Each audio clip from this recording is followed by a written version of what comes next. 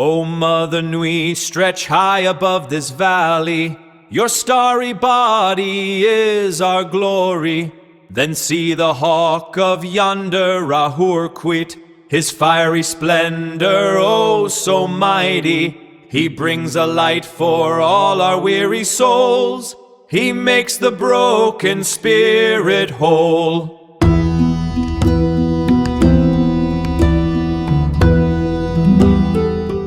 Usually, like, when we think of a workplace feud, we expect a lot of mundanity. You know, you send a passive-aggressive email, maybe you CC someone's boss.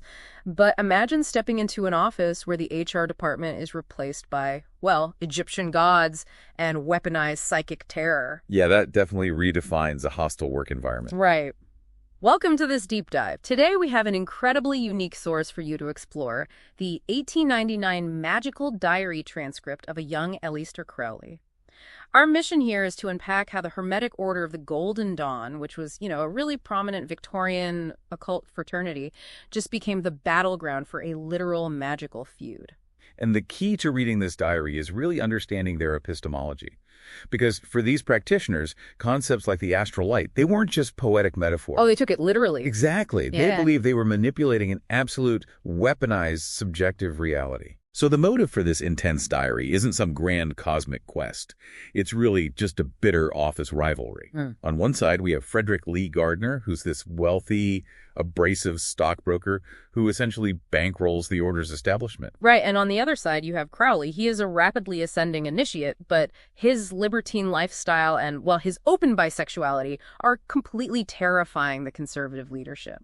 They didn't know what to do with him. Not at all. Gardner represents strict Victorian morals, while Crowley is basically the radical insurgent. It feels a lot like a brilliant but erratic employee being denied a promotion by a conservative corporate board, except, the board is made up of temperamental mystics. The friction is identical. The London Adepts formally blocked Crowley's advancement due to a moral panic over his sexuality.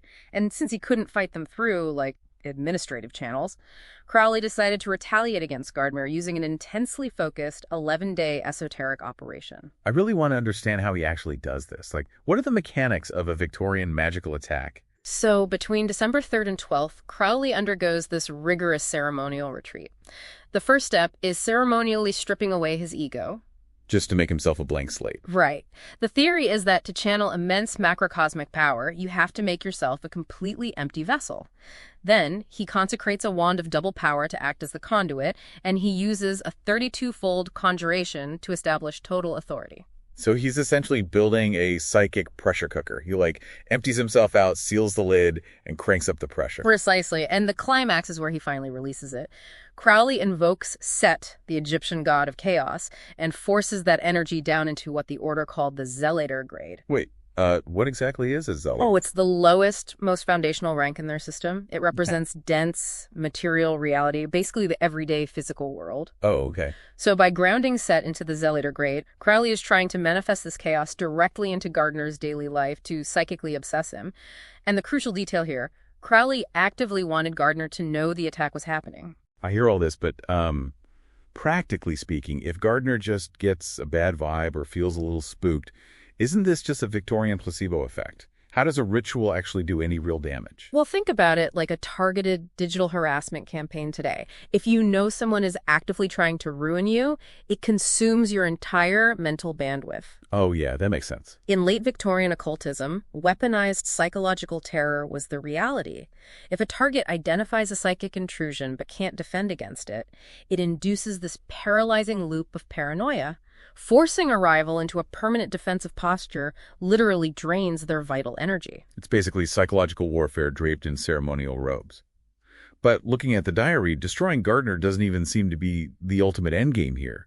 There's this bizarre inverted page that suggests Crowley had a much more, selfish motive for this whole operation. Yeah, that page is the true turning point. Crowley starts performing gematria. Which is a mystical system where every letter corresponds to a number, right? Correct. He takes his own magical motto, Perdurabo, breaks it into syllables PER, DUR, and AQO, and calculates their numerical values, and the sum comes out to exactly 666. Wow. Yeah, he consciously embraces the apocalyptic beast persona, and he actually writes this math right next to the Greek maxim, know thyself. To me, that sounds incredibly modern. It's like extreme psychological shadow work or, reclaiming a derogatory label.